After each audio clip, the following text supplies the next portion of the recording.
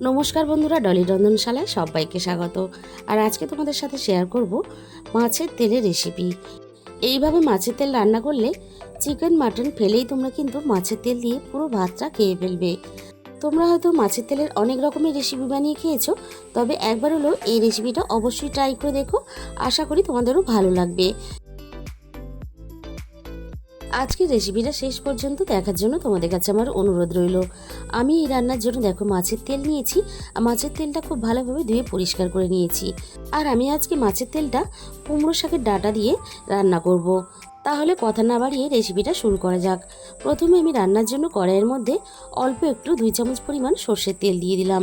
সর্ষের তেলটা খুব ভালোভাবে গরম হতে আমি ফোড়নে দিয়ে দিলাম অল্প একটু গোটা জিরে। আগে থেকে আমি একটা ছোট সাইজের আলু কেটে রেখেছিলাম, সেই আলুটা আমি তেলের মধ্যে ফোড়নের সাথে দিয়ে দিলাম। এবার আমি আলুটা একটু নাড়াচাড়া করে ভেজে নেব। এই রান্নাতে আমি যেহেতু কোনো রকম জল ব্যবহার করব না, আর আলু একটু সিদ্ধ হতে সময় লাগে, তাই আলুটাকে একটু নাড়াচাড়া করে ভেজে নিয়ে এবার আমি এখানে কেটে রাখা সমস্ত কুমড়ো ডাঁটাগুলো দিয়ে দিলাম। কুমড়ো ডাঁটাও যেহেতু একটু সিদ্ধ হতে সময় লাগে, তাই আলুর সাথেই কুমড়ো ডাঁটাগুলো আমি নাড়াচাড়া করে একটু ভেজে নেব। তাহলে আলু আর কুমড়ো ডাঁটা খুব সহজেই সিদ্ধ হয়ে যাবে।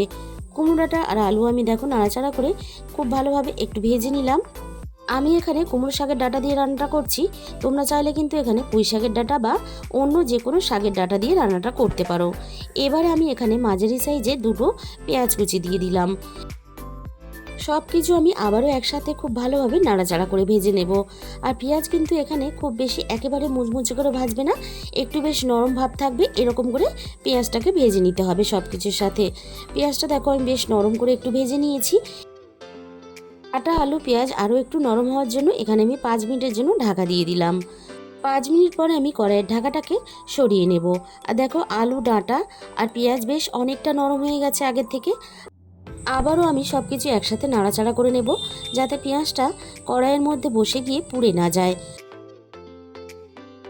এবার আমি এখানে দিয়ে দিলাম ঝালের জন্য 3টে কাঁচা লঙ্কা। আর কাঁচা লঙ্কার সাথেই দিয়ে দেব অল্প একটু বেগুন। খুব বেশি কিন্তু রান্নাতে বেগুন ব্যবহার করবে না, তাহলে রান্নার স্বাদটা নষ্ট হয়ে যাবে। এবার আমি এখানে রান্নার মধ্যে স্বাদ মতো লবণ দিয়ে দিলাম। এবার আমি সব কিছুর সাথে নাড়াচাড়া করে বেগুনটাকে একটু ভেজে নরম করে নেব। আর বেগুন যেহেতু সিদ্ধ হতে খুব বেশি সময় লাগবে না, তাই বেগুনটা একটু হালকা নরম করে ভেজে নিলেই হবে। আর আমি এই রান্নাটা বেগুন আলু আর কুমড়ো শাকের ডাঁটা দিয়ে রান্নাটা করব। তোমরা চাইলে কিন্তু তোমাদের নিজেদের পছন্দ মতন এখানে সবজি ব্যবহার করতে পারো। এবার আমি এখানে প্রয়োজন মতো আদা আর রসুন বাটা একসাথে দিয়ে দিলাম। এবার আদা রসুন বাটাটা সব কিছুর সাথে নাড়াচাড়া করে খুব ভালোভাবে কষিয়ে নেব। আর অবশ্যই এই রান্নাতে অল্প একটু আদা রসুন বাটা ব্যবহার করবে, তবে কিন্তু রান্নার স্বাদটা ভালো হবে।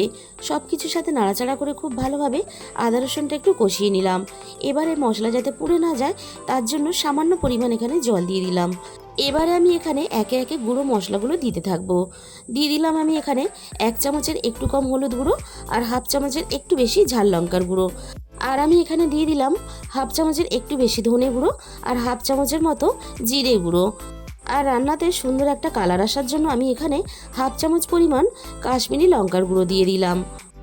এবার আমি সমস্ত সবজির সাথে মশলা খুব ভালোভাবে নাড়াচাড়া করে প্রথমে মিশিয়ে দেব। তারপরে আমি সময় নিয়ে সবজির সাথে মশলা খুব ভালোভাবে কষিয়ে নেব, কারণ মাছের তেল রান্নাতে দেওয়ার পরে সবজি কিন্তু খুব ভালোভাবে কষানো যাবে না, তাই সবজি আগে খুব ভালোভাবে কষিয়ে নিতে হবে। সমস্ত সবজি আমি দেখো খুব ভালোভাবে একটু সময় নিয়ে কষিয়ে আমি রেডি করে নিলাম। এবারে আমি এখানে সমস্ত মাছের তেলটা দিয়ে দেব। সমস্ত মাছের তেল আমি রান্নার মধ্যে দিয়ে দিলাম।